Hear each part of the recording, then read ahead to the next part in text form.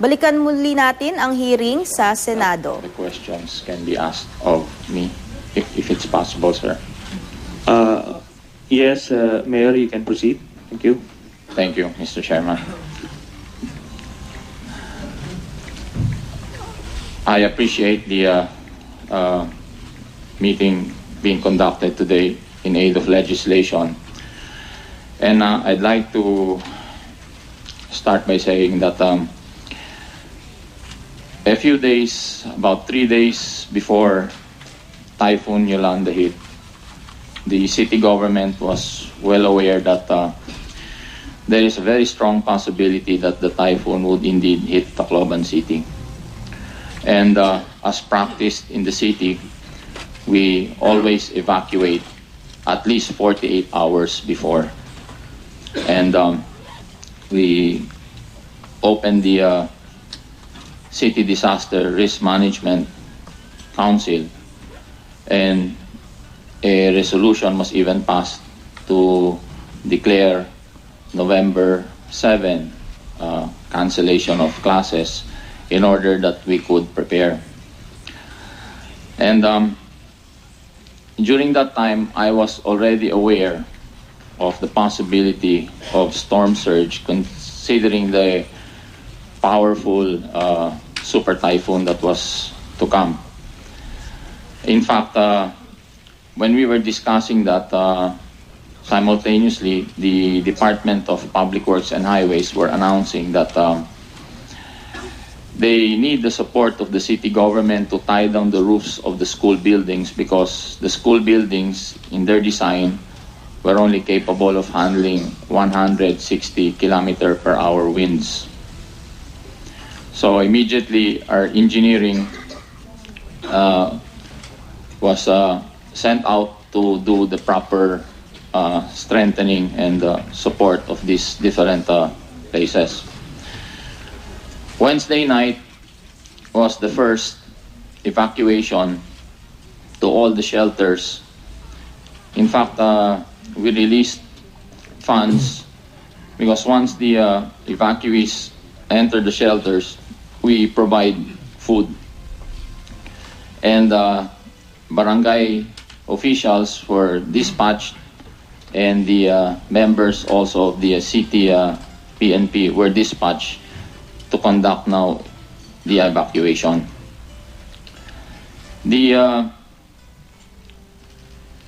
During that time, we were now prepared, and we already coordinated with the different civic groups, the fire volunteers, in preparation of this typhoon. We also got a hold of some information coming from Pag-asa telling us that there is a possibility, a very strong possibility of a storm surge. But at that time, hindi pa nadidetermine yung height ng storm surge. The difficulty that early, about even 2 days before the storm, was how to explain to the public what storm surge is. Because most of our actual evacuations during the past were tsunami warnings, and that was clearly understood by the public. It was difficult also for the city government to determine, when you say storm surge of 4 meters, what is the strength? Is it going as far as 100 meters inland, or is it going to go as far as a kilometer inland? We were aware of the height, but we could not determine the strength.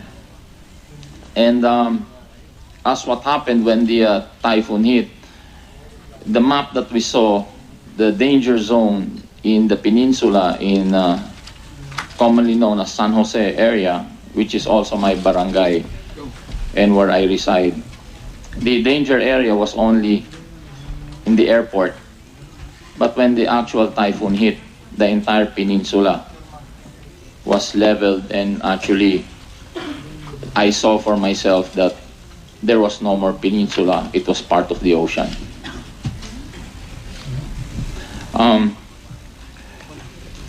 The day before the typhoon, November 7, Secretary Gasmin and Secretary Rojas arrived that afternoon. There was a briefing in the airport that was about 5 o'clock. And the briefing lasted about 20 to 30 minutes. And then said that they announced that there will be a meeting that evening at about 8 o'clock in the regional PNP headquarters, which is in Palok. At 8 p.m., we were there, members of the city disaster as well as the region. Some mayors were there, some governors were there, and we discussed, and during that meeting, it was agreed upon that all evacuation must be conducted immediately if the other municipalities or other areas have not yet done so. In fact, at that time, I even raised the issue to the Coast Guard and saying that please secure the vessels, because there are about 6 vessels in the area. And I said, if one of these vessels get loose, it might hit the San Juanico Bridge and take out the San Juanico Bridge, and that will definitely isolate Tacloban City. When we were having this meeting, I also suggested to the DILG secretary to please ask how many mayors were actually present in their towns 24 hours or even 12 hours at that time before the typhoon, as well as how many of the provincial and chief of police were also present. During that meeting, everything were all the tasks apparently in the meeting were done in preparing for this typhoon. And when we ended the meeting, the next meeting was set to be at 8 o'clock the following morning, because it was very clear that during the meeting, the typhoon strength was about 200 to 230 kilometers per hour, and the arrival of the typhoon in the area of Tacloban City would be about 2 p.m.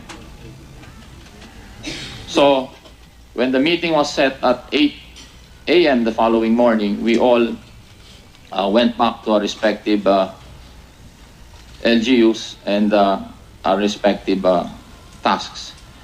In that evening, I continued my evacuation. In fact, in a barangay beside Barangay 88, Barangay 89, I checked and I discovered that there was even one barangay chairman still in the area, and I had to wake him up and get him out of his house to transfer more inland, which he did. The whole night, we were evacuating and we were looking for others that, because during a time like this, there were still people that were saying, can we go back and can we get something?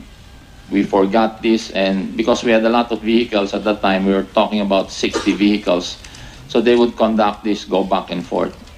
There were more than 29 shelters throughout the city.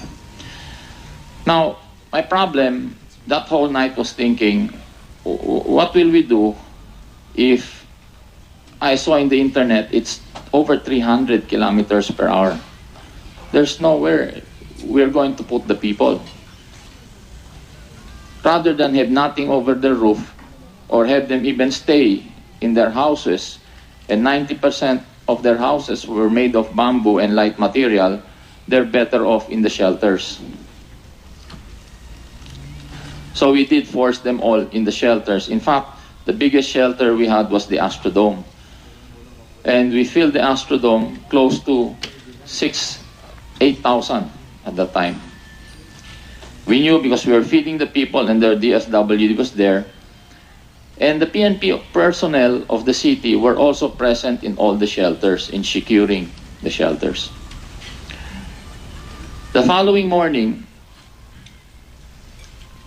I started my patrol, and may I add, I've been mayor since 2007.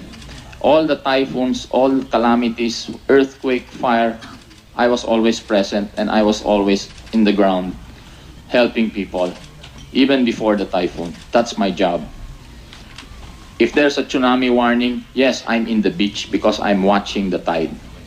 And through radio, we communicate, and that is the best way we could get an assessment.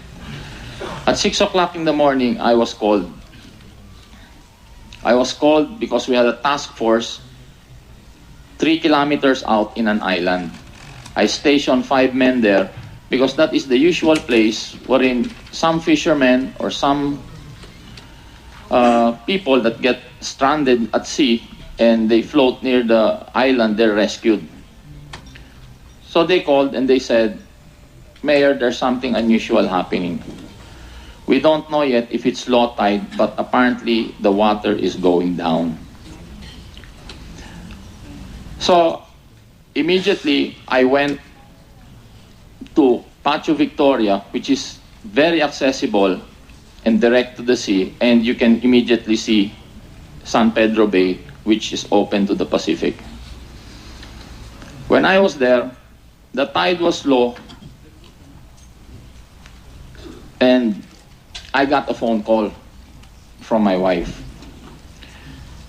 And I was surprised because she was supposed to be in downtown area, in a building there, with the children, with my children, secured. But she called me and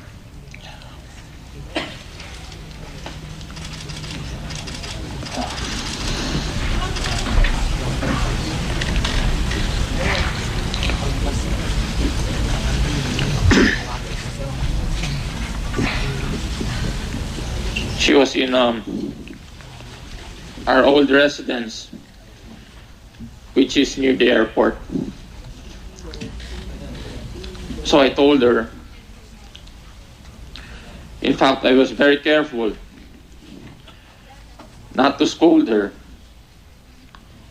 because I was afraid she might get on the car and try to go to downtown.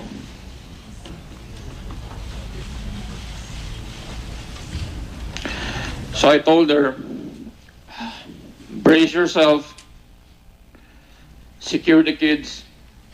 This is a very, very powerful typhoon.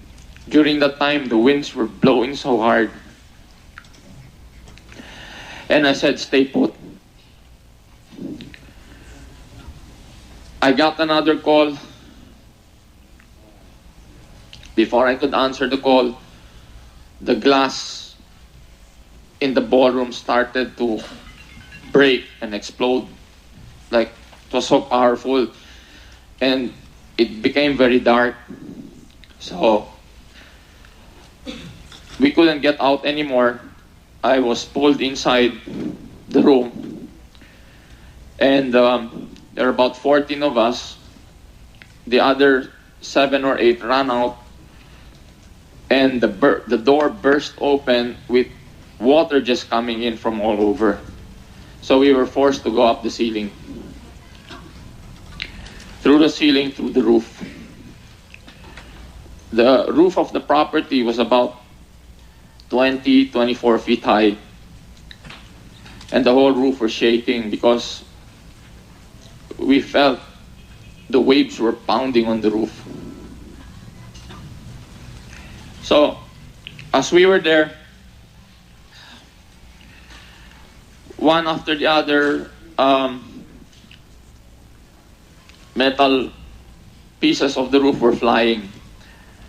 That's when I looked out and I saw there was no more land. Everything was water. So we stayed there for about an hour and 45 minutes until somebody shouted, the water has receded. In fact, bumaba ng tubig, sir. So, at this time, we were all shouting because the winds were really so strong. And I got down and I ran to the main road. By that time, dalawa na lang kami. Dahil yung mga kasama namin, yung iba na iwan sa sasakyan because when we went there, they stayed in the vehicles and both vehicles were totaled. In fact, I did not even see the vehicles. And only one person close to me ran for we went to the main road and ran about 600 to 700 meters toward the airport. And that's where, fortunately, I saw my wife and kids hiding in a corner. And we stayed there for about 2 hours. And then when the wind was about, I would say lesser, siguro mga 100 plus na lang, I went out again to survey the barangay and to look. Everything was flat. And there were bodies all over. In the same manner, when I ran to rescue them, there were already bodies, but this time there was more bodies in the road, and there was practically no more road. I went back after the survey. It was I think about 1 or 2 o'clock in the afternoon. I got the kids and 2 of my executive assistants were in the area and 1 department head, and I gathered them all and I said, we have to go to safety and we have to get out of here. So we walked all the way to the Coca-Cola Rotonda. It took us that time about almost 2 hours just to walk because there was debris all over. And even the police station that I saw on the 2nd floor, there was a big dent.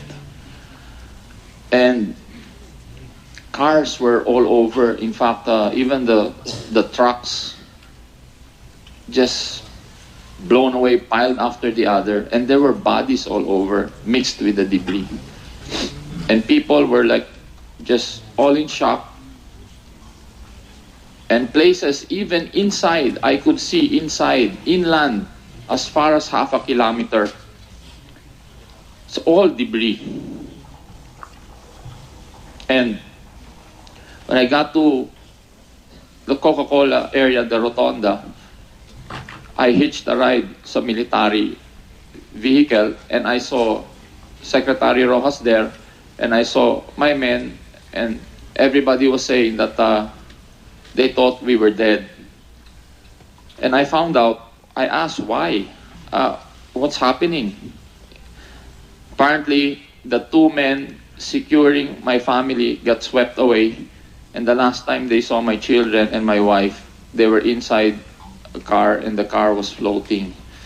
And they thought that my wife and my kids were dead. And they were picked up on the other side of the bay. So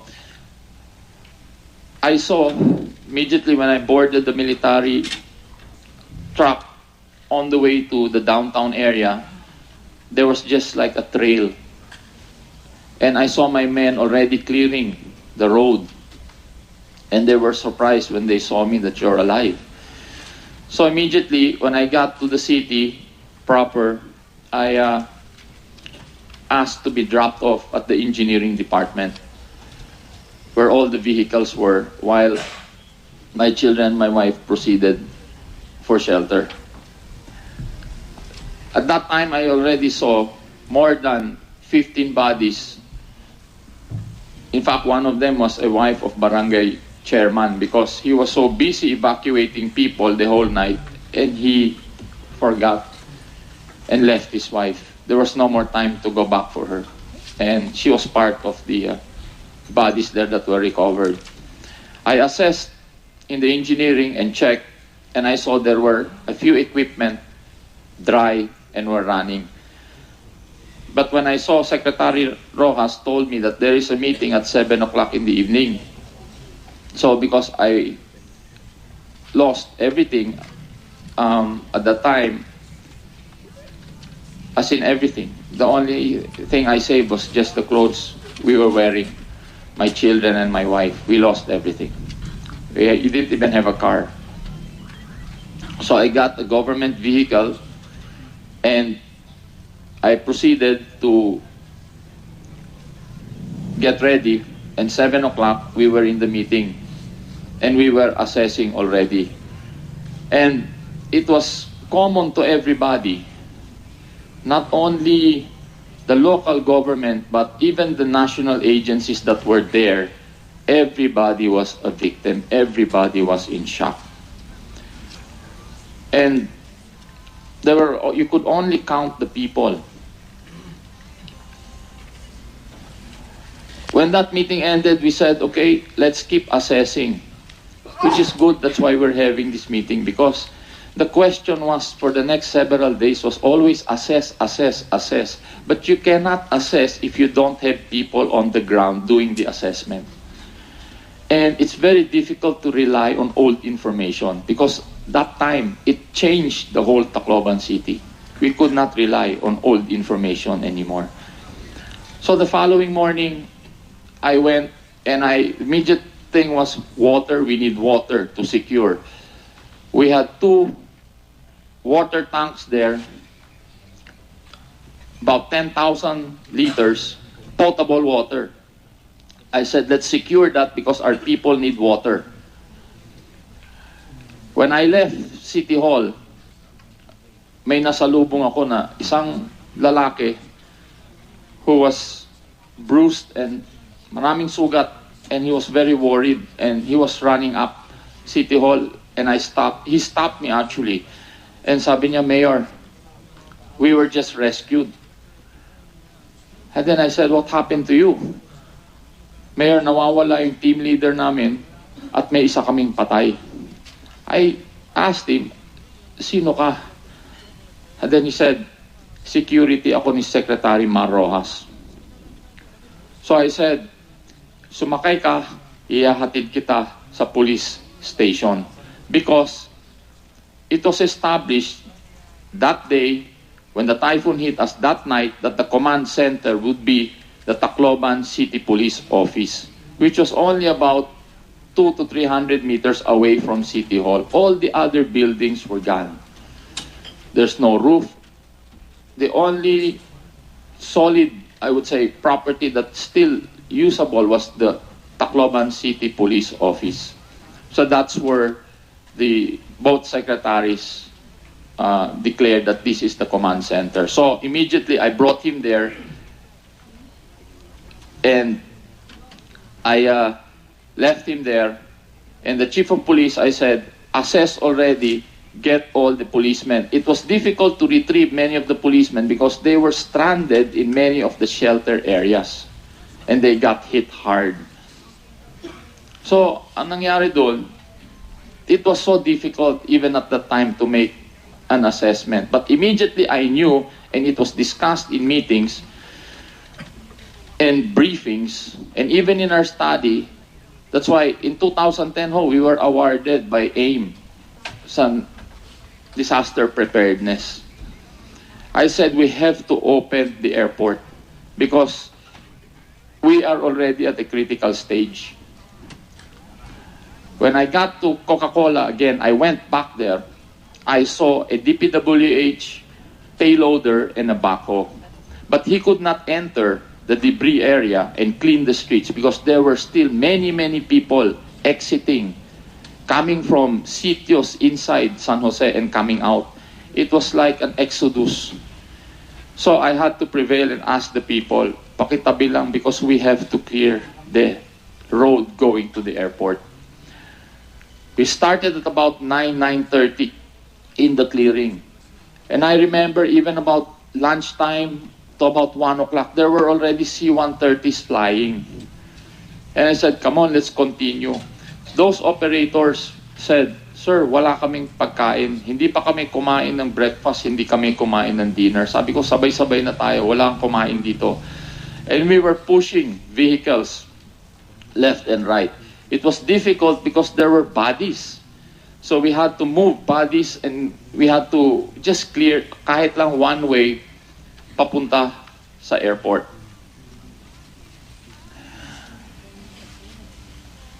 Four o'clock, I remember, we already cleared the one-way going to the airport. And in fact, when we were clearing, at about halfway, I saw tatlong 6x6 ng army, punong-puno ng sundalo, and they were rushing to go to the airport. And Mr. Chairman, I'm telling this to you, but if there's a lot of details still here, but I will keep continuing. And when this happened, the military trucks even overtook us. And I stopped the driver and I told him, what's the point of overtaking us? You cannot go through that debris. We have to go first. So I asked the soldiers, can you come down and help us traffic the people so we can do this in a much faster pace? By 4 o'clock, natapos na kami. Natapos kami, nagkaroon na naman ng meeting nung gabi na yon. And we were meeting, it was standard time. The standard meeting was 7 o'clock in the evening to assess. At that time, there were already strong rumors of looting because some of the warehouses were broken and some of the warehouses, and in fact, not only the warehouses, there were about 5 ships already on top, nasa mga barangay na. And people started to climb those vessels and saw that some of the vessels had 1 shipload of rice. My concern, even that night, was the looting. Because as practiced by the city government, we don't have a place to put relief goods to cover the entire city. But there are about 8 to 10 warehouses all over the city that carries rice, sardines, and all that. Because Tacloban City actually feeds the region. That's the distribution point. And we were telling people, actually, even during that meeting, that this has to be protected.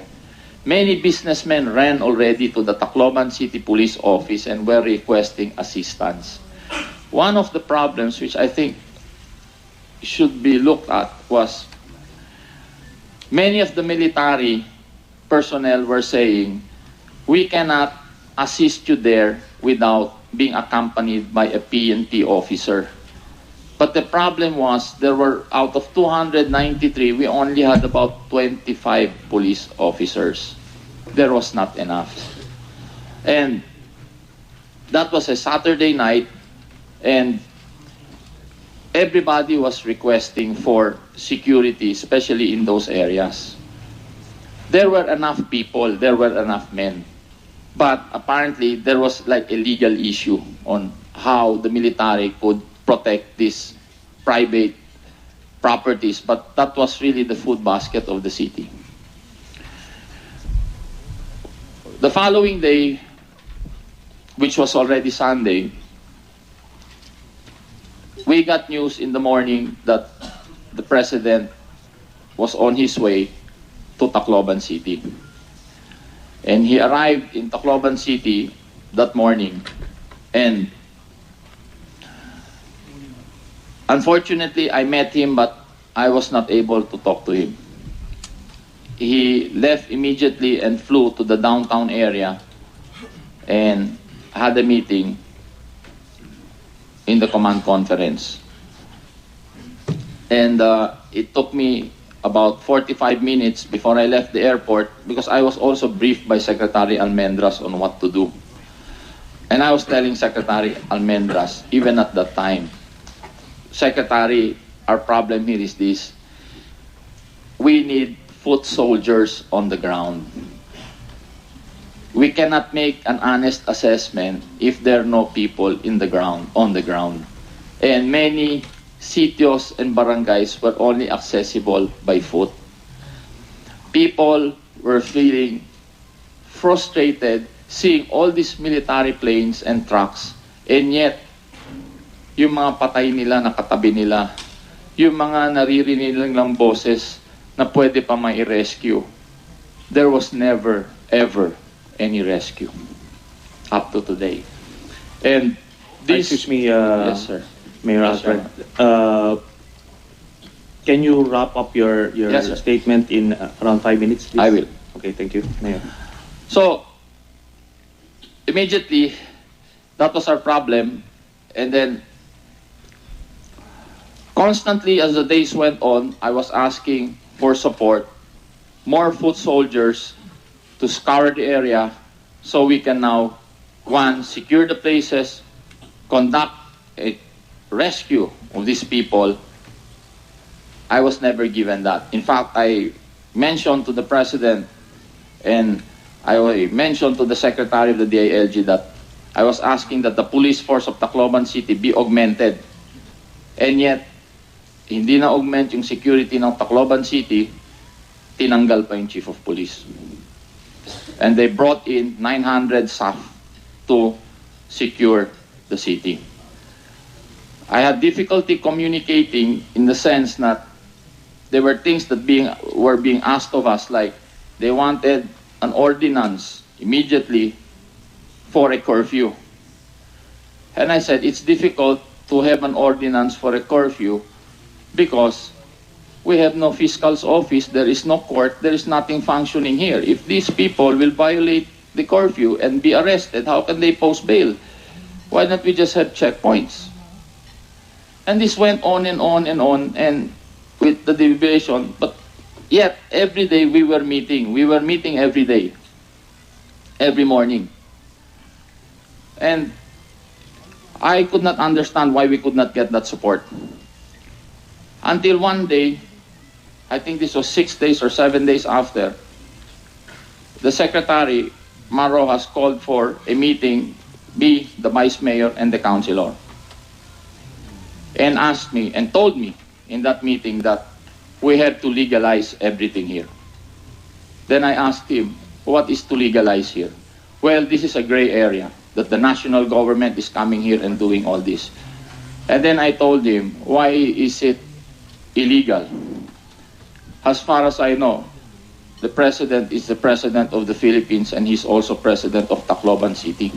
I do not see anywhere in the law that you need a letter, an ordinance from me for you to come in and do what you're doing. And he answered me and told me that you have to remember, we have to be very careful because you are a Romualdez and the President is an Aquino.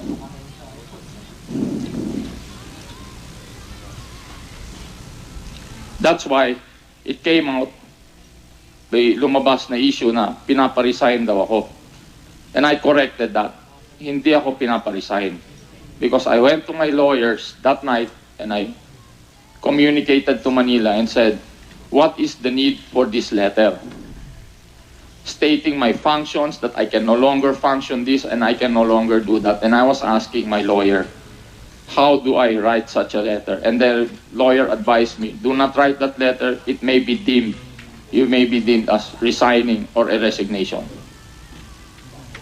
So I did not give the letter. So I'll just wrap up there first. Thank you very much, Mayor Romualdez, Mr. Chairman. The statements of the mayor would probably contribute to the sunset review that we are going to do.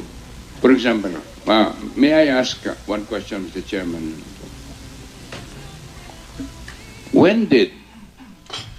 Was there an official assumption of responsibilities by national government entities to take command of government response? Meron ba? From the very beginning, they took over. From the very beginning, How was the taking Sir. over? They were deciding what was priority and what should be done. Were there The day before, consultations? I'm sorry, sir. Were there consultations with the local government authorities? Very minimal consultation. Were you as far told? as- Yes, At what time were you told? I'm asking this question because we need to re-examine the law. yes. Okay? Were you told that indeed so far as government response is concerned, national level had already taken over? We were never told, sir. Right. Because I raised this, Mr. Chairman, in Zamboanga, I gave the advice that there must be a determination of whether or not the local government should continue to take command or national government entities na ang magkokomando. For example, when it was very clear that there was a need for a higher command structure kasi yung nangyari sa Zamboanga needed a response from national government elements, armed forces, police, etc., etc. Kaya nag-take over. I don't know if it is what's done formally. We need to examine whether or not we need to define by law when and how the national government and at what level of authority should come in instances of similar to Yolanda. I think we need to examine the law. Mr. Chairman, well, just to answer the chairman, I think the law is very clear in that regard. Section 15, coordination during emergencies. It says here that if a barangay is affected, the barangay disaster council, barangay disaster committee will take over. If 2 or more barangays, the municipal DRRMC. If 2 or more cities, the provincial DRRMC. The regional DRRMC if 2 or more provinces are affected, and the NDRRMC if 2 or more regions are affected. And I believe because we already know the magnitude of this typhoon, it should already be the NDRRMC at the onset or in anticipation. In Section 16, it states here the declaration of state of calamity. The National Council, of course, through the Executive Director, shall recommend to the President the declaration of state of calamity. As what was stated by Mayor Romualdez, apparently there is a mix-up in the chain of command. So what was the action taken by the Executive Director in that regard? What was the recommendation to the President? Yes, Mr. Chairman. Actually, the President declared a state of calamity 2 days after. But I was there the following day. It happened Friday. I was there on a Saturday. And the council convened every night. And the city mayor is also there during the meetings. So with that, how come the Secretary of Interior and Local Government was asking for a letter? That was when Mayor Romualdez, 6 days after? November 14. So that's 6 days after. If there was already a state of calamity, national state of calamity, then there shouldn't be any ambiguity as far as responsibilities are concerned. So I think the Secretary should or must clarify that particular issue on why was he asking for that letter from the mayor. We have invited the Department of Interior and Local Government, but they did not Mr. Chairman, send any representative. Thank you. sorry. Yes, Mr. Chairman. May I therefore make a motion? Ang napanood po ninyo ang hearing sa Senado kaugnay ng post-disaster management. Kanina po ay sinabi ni Mayor Alfred Romualdez ng Tacloban na 48 hours before tumama ang bagyo ay alam na nila na magkakaroon ng storm surge, pero hindi daw niya alam kung paano o may difficulty daw kung paano ipapaliwanag sa publiko kung ano ba itong storm surge. At nandun daw siya sa beach nang tumama ang bagyo sa Tacloban dahil binabantayan niya yung mga alon sa dagat. At kanyang ikinuwento yung mga pangyayari ng mga araw na iyon, pati ang kanyang sama ng loob dahil daw sa kakulangan ng suporta ng national government ng mga oras na yun, particularly sa paghihingi niya ng suporta pagdating sa seguridad.